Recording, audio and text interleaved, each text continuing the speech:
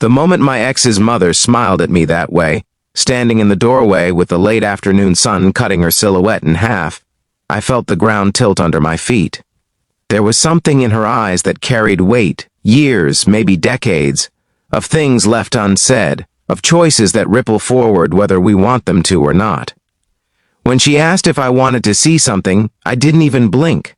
Not because I wasn't afraid, but because some part of me knew that whatever waited on the other side of that moment would change me.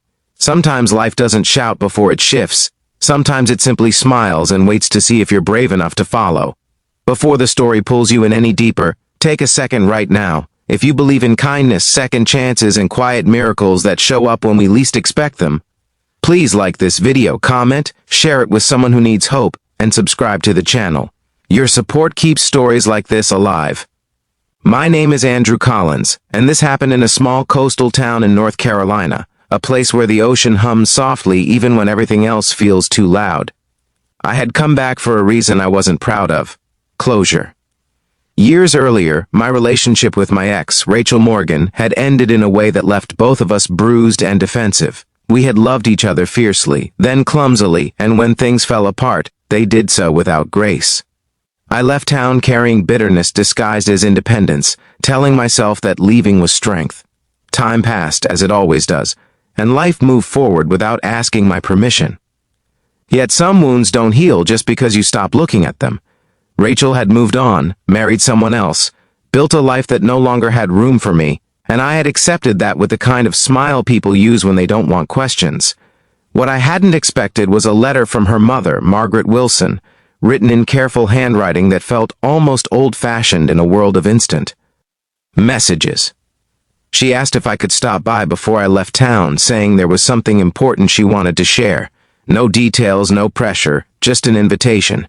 Margaret had always been kind to me, even when her daughter and I were falling apart. She was the type of woman who listened more than she spoke, who baked bread when words failed, who believed that most people were trying their best even when they failed spectacularly. Walking up to her house that afternoon felt like stepping back into a life I had abandoned. The porch creaked the same way it always had. The wind carried the same salt smell. Yet I wasn't the same man who had once stood there full of plans and certainty. Inside, the house felt quieter than I remembered. Margaret moved slowly but confidently, like someone who had learned patience from surviving hard seasons. She poured iced tea, asked about my work, my health, my parents. We talked around the past instead of through it, both of us polite, both of us cautious. Then, after a pause that felt heavier than the rest of the conversation combined, she looked at me and smiled that small, knowing smile. That was when she asked if I wanted to see something. I followed her down a narrow hallway into a room I had never entered before. It was a spare bedroom once, now converted into a kind of personal archive.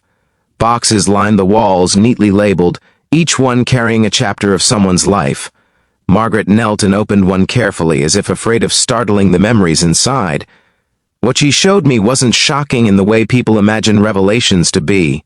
It was quiet, ordinary, and devastating. Inside were letters, dozens of them, all addressed to me, all written by Rachel during the months after our breakup. Letters she never sent because pride, fear, and timing had conspired against her. As I held them, my hands trembled with a mix of anger and sorrow. These weren't love letters begging for reconciliation. They were honest letters, confused letters. Letters from someone trying to understand herself after losing someone she loved. In those pages, she took responsibility for mistakes I had blamed entirely on myself. She admitted fears she never voiced. She spoke about wanting to reach out, then stopping because she believed I deserved peace more than her apologies. The challenge I faced in that moment wasn't deciding whether to forgive Rachel. It was deciding whether to forgive myself. For years, I had carried the belief that I had failed completely, that I had been too much or not enough depending on the day. Reading those letters forced me to confront a truth I had avoided. Sometimes relationships don't end because one person is wrong, but because both people are hurting in ways they don't yet understand. Margaret watched me quietly, letting the silence do its work. She explained gently that Rachel had asked her to hold on to the letters in case our paths ever crossed again. Not to change the past, but to soften it. Margaret said she believed that people grow when they're given the full story, not just the part that fits their pain. I left that house with a box of letters resting on my passenger seat like a fragile passenger. Over the next few days, I read them slowly, one by one, letting each one land before moving on.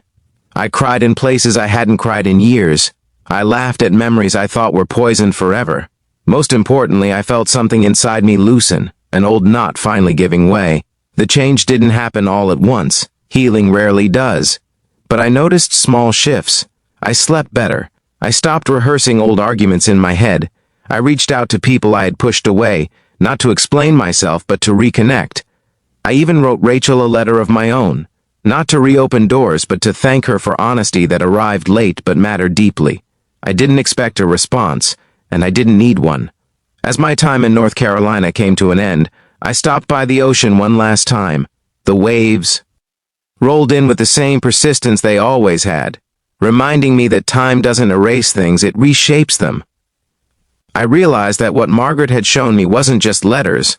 It was proof that compassion can travel across years, that understanding can arrive after damage, and that growth often begins when we're willing to see the whole picture, not just the parts that justify our hurt.